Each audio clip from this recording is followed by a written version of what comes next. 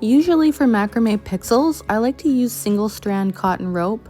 However, since I want this to feel kind of rustic, I really like the added texture of 3-strand. But the problem when working with 3-strand is it unravels really easily on you. That's why I recommend using a little bit of masking tape while you cut your lengths of cord. Once you measure out your length, wrap a small little piece of masking tape and then snip right in the very middle. This will save you time as you're measuring out all the strands of your cotton rope. Alright, once you've measured out all 22 strands, take one of the strands and fold it in half to find the center. With the center loop, place that over top and behind your wooden dowel. Then thread the long tail ends through that loop. Cinch it up, and that is how you tie a lark's head knot. Now attach the rest the same way. For my working cords, I'm going to use medium worsted weight yarn in the colors tan and brown. I seem to have thrown away the labels, but on this blue one, this is the brand. I use Sheepgee's Chunky Monkey. It is a medium worsted weight yarn and it's acrylic. Now of course you can use any brand you like, I'm just showing you what I like. Grab your background color, so for me it's going to be tan.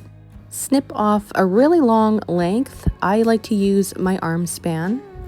On our pattern, we start on the top left and work our way towards the top right. There are 44 squares and 44 strands of rope. So each square represents a vertical double half hitch knot in that corresponding color. Place your yarn behind the first strand with the short tail end on the left and the long on the right. Make a loop on the right hand side, and then with your long tail end, you want to wrap that around your 3-strand cotton rope and through the loop on your right. This is only a half hitch and not quite a knot yet. So to secure it, you want to repeat the same thing. So make a loop on your right, wrap your long tail end around and through the loop. Now cinch it up, but not too tight because you want to be able to slide it all the way up to the top. Let's do the next knot together as well. So place your yarn behind the next strand of rope, make a loop on your right, wrap your long tail end around and through the loop, cinch it all the way up to the top this time, and then you want to repeat the same thing again. So make a loop, wrap it around and through the loop. Macrame pixel art can be beginner friendly and it can be very challenging as well. It depends on the size of the grid and how many colors you need to swap back and forth. Although this pattern is larger and time consuming, I do consider it easy because it's just 2 colors. I was going to skip to the very end of this row, however I ran out of length of my yarn.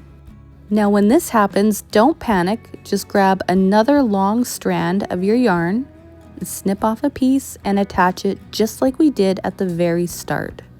This is why I don't give out the exact measurements of length for our working cord, because you're always going to run out and attach a new piece, so it really doesn't matter.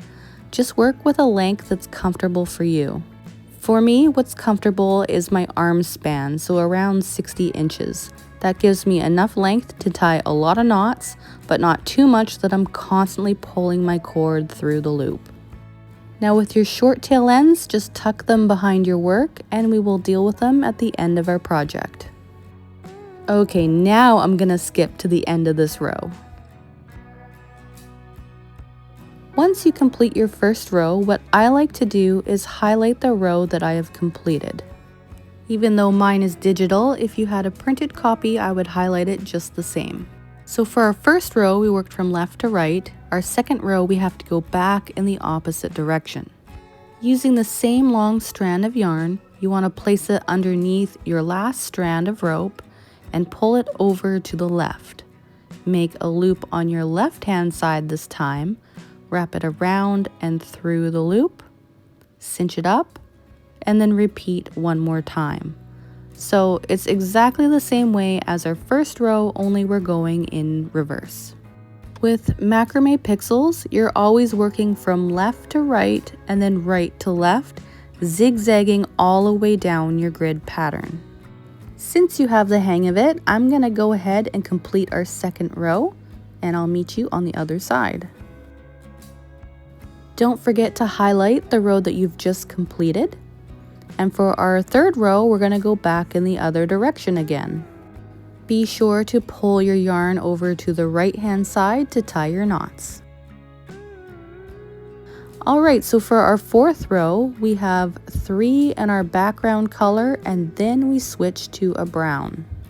Once you finish tying your 3 at the start, place your yarn down and off to the side, and then go ahead and snip off a long strand of your brown yarn.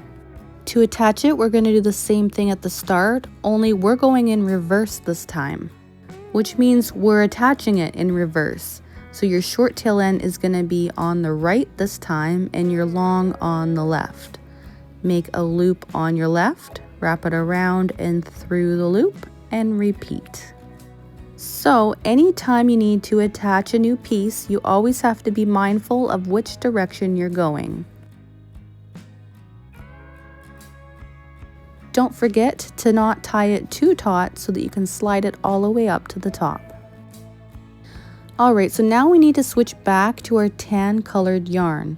So place down your brown yarn, pick up your tan color, and you want to run it underneath your filler cord. It should go underneath the white rope but on top of your previous yarn. Then place it underneath the next strand of rope and tie your vertical double half hitch knot just the same as you were before. But be very careful not to pull it too taut from the opposite side, otherwise your work might pucker. Alright, so this pattern is a little unique because our color switches are on opposite sides.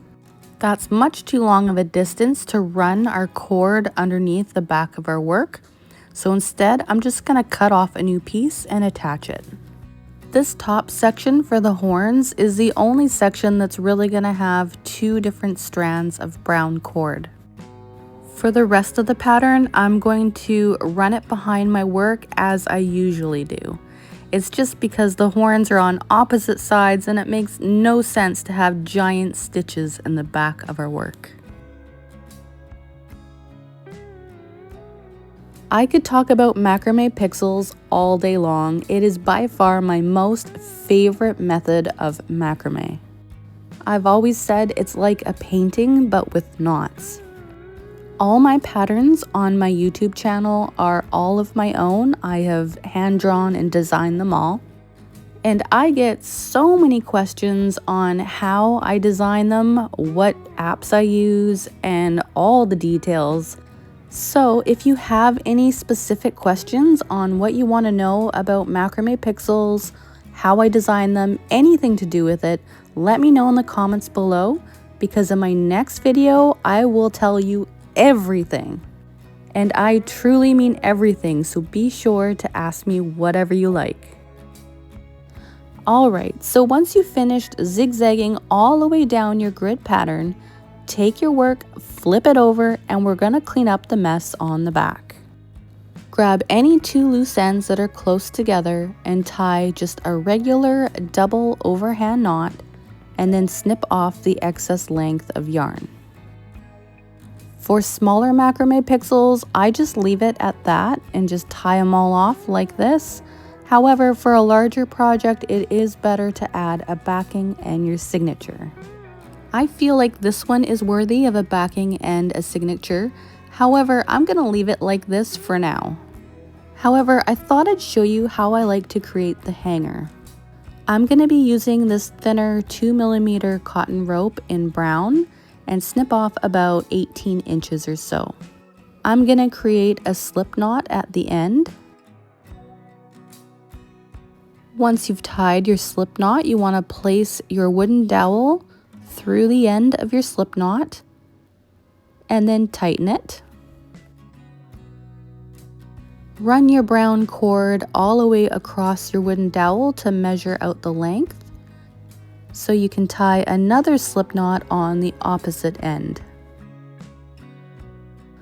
Place your wooden dowel around the loop of your slip knot and cinch it up taut. This is my preferred way on how to create the hanger for our macrame wall hanging. But I'm not done here. With the ends of our fringe, you want to remove that masking tape, and I'm going to unravel all of our 3-strand cotton rope. For me, the easiest way to do that is to start at the top and just pull one of the strands out. Now, you don't have to unravel all the ends. It looks just great on its own. However, I really like the added texture of the waviness of our cords once it's all unraveled. To me, it really gives it kind of that rustic, cowboy-ish type of feel. Anywho, if you like this video, please give it a thumbs up, and I'll see you in the next one.